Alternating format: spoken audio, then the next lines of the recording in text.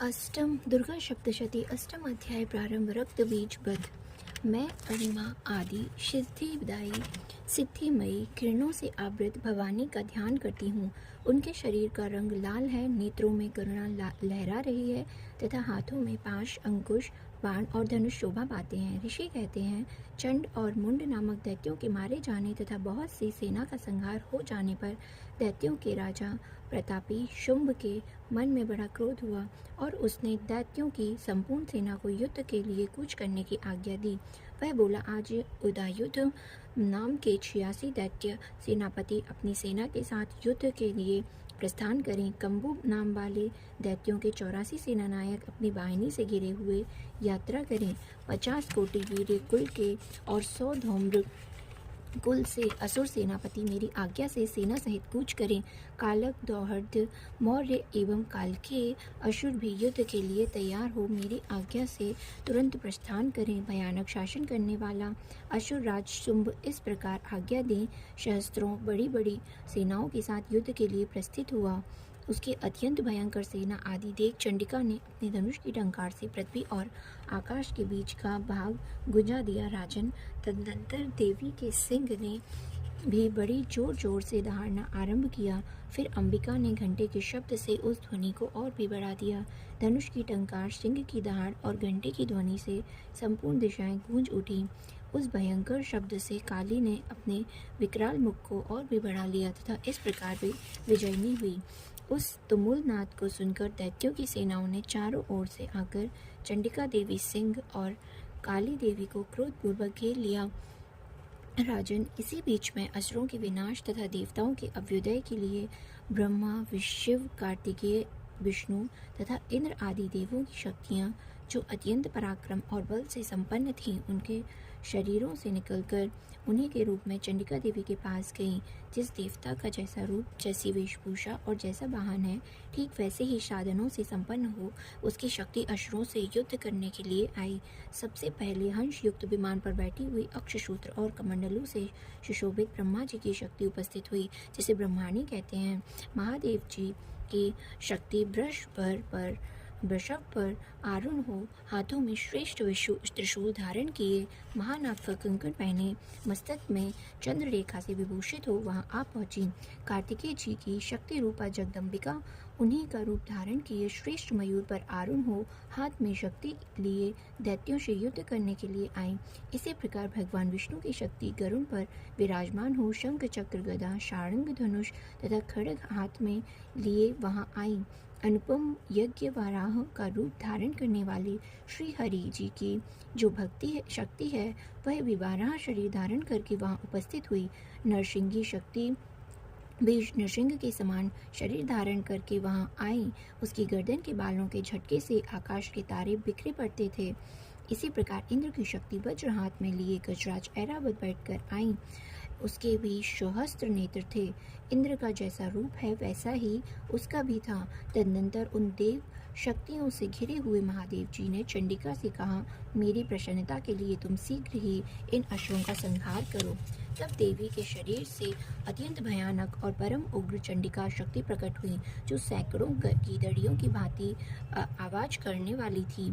उस अपराजिता देवी ने धूमिल जटा वाले महादेव जी से कहा, भगवान, आप शुंभ और निशुंभ के पास दूत बनकर जाइए और उन अत्यंत गर्वीले दानव शुंभ और निशुंभ दोनों से कहिए, साथ ही उनके अतिरिक्त भी जो दानव युद्ध के लिए वहां उपस्थित हों, उनको भी यह संदेश दीजिए, दैत्यों, यदि तुम जीवित रहना चाहते हो तो पाताल को लौट जाओ। इंद्र को त्रिलोकी का राज्य मिल जाए और देवता यज्ञ भाग का उपभोग करें। यदि बल के घमंड में आकर तुम युद्ध की अभिलाषा रखते हो तो आओ, मेरी शिवाय योगनियाँ तुम्हारे कच्चे मांस से तृप्त हों। चूँकि उस देवी ने भगवान शिव को दूत के कार्य में नियुक्त किया था, इसलिए वह शिवदूती के नाम से संसार में विख्यात हुई।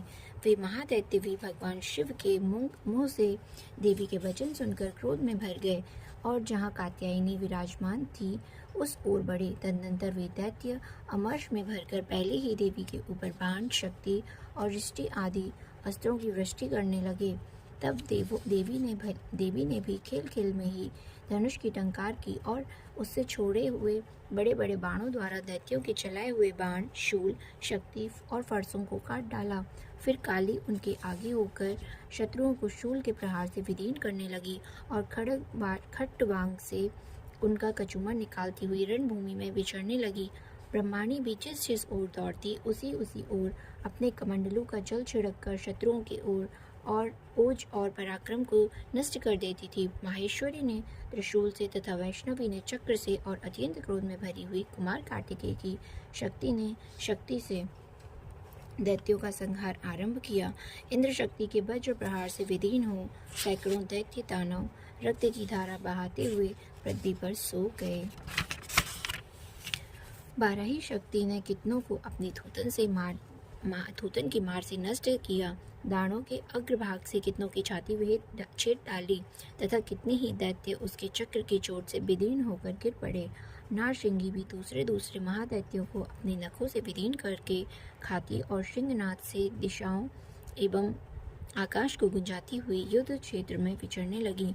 कितने ही असुर शिवदूती के प्रचंड अट्टहास से अत्यंत भयभीत हो पृथ्वी पर गिर पड़े और गिरने पर उन्हें शिवदूती ने उस समय अपना ग्रास बना लिया। इस प्रकार क्रोध में भरे हुए मातृगणों को नाना प्रकार के उपायों से बड़े बड़े अश्रों का मर्दन करते देख दैत्य सैनिक भाग खड़े हुए। मातृगणों से पीड़ित दैत्यों को युद्ध से भागते देख रक्तबीज नामक महादैत्य क्रोध में भरकर युद्ध करने के लिए आया और उसके शरीर से जब रक्त की बूंद पृथ्वी पर गिरती तब उसी के समान शक्तिशाली एक दूसरा महादैत्य पृथ्वी पर पैदा हो जाता। महाशूर रक्त बीज हाथ में गदा लेकर इंद्र शक्ति के साथ युद्ध करने लगा।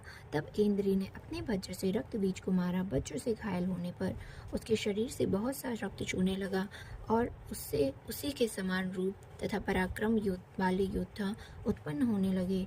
उसके शरीर से रक्त की जितनी बूंदें गिरी उतनी ही पुरुष उत्पन्न हो गए। वे सब रक्त बीज के समान ही वीर्यवान, बलवान और पराक्रमी थे। वे रक्त से उत्पन्न होने वाले पुरुष भी अत्यंत भयंकर अस्त्र शस्त्रों का प्रहार करते हुए वहां मातृगणों के साथ घोर युद्ध करने लगे।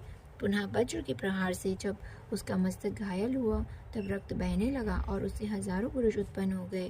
वैष्णवी ने युद्ध में रक्त बीज पर चक्र का प्रहार किया और ऐन्द्री ने उस दैत्य सेनापति को गदा से चोट पहुंचाई।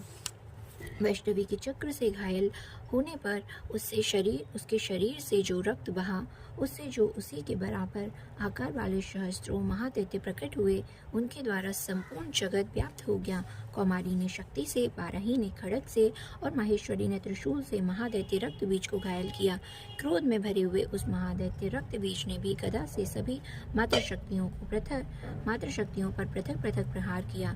शक्ति और शूल आदि से अनेक बार घायल होने पर जो उसके शरीर से रक्त की धारा पृथ्वी पर गिरी उससे भी निश्चयी सैकड़ों अश्वर उत्पन्न हुए। इस प्रकार उस महादैत्य के रक्त से प्रकट हुए अश्वों द्वारा संपूर्ण जगत व्याप्त हो गया और इससे उन देवताओं को बड़ा भय हुआ। देवताओं को उदास देख चंडिका ने काली से शीघ्रतापूर्वक कहा, चामुंडे, तुम अपना मुख और भी फैलाओ तथा मेरे छत्रपात से गिरने वाले रक्त बिंदुओं और उनसे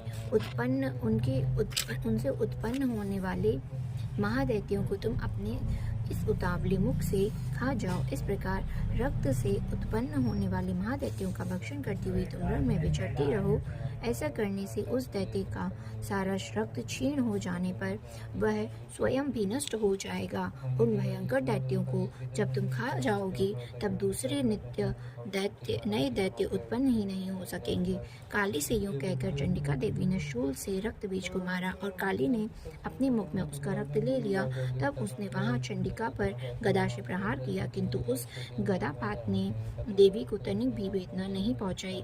रक्त बीज के घायल शरीर से बहुत सा रक्त गिरा, किंतु ज्यों ही वह गिरा त्यों ही चामुंडा ने उसे अपने मुख में ले लिया और रक्त गिरने से काली के मुख में जो महादैत्य उत्पन्न हुए उन्हें भी वह चट कर गई और उसने रक्त भी पी लिया। तदनंतर देवी ने रक्त बीज को, जिसका रक्त चामुंडा ने पी लिया था, वज्र, बाण, खड्ग और रिष्टि आदि से मार डाला। राजन, इस प्रकार शस्त्रों के समुदाय से आहत एवं रक्तहीन हुआ महादैत्य रक्त बीज पृथ्वी पर गिर पड़ा। नरेश्वर, उससे देवताओं को अनुपम हर्ष की प्राप्ति हुई और मातृगण उन अश्रुओं के रक्तपान के मद से उद्धृत सा होकर नृत्य करने लगा। इस प्रकार श्री मार्कंडेय पुराण में शवर्णिक मानवंतर की कथा के अंतर्गत देवी महात्म्य में रक्त बीज नामक 8वां अध्याय पूर्ण हुआ।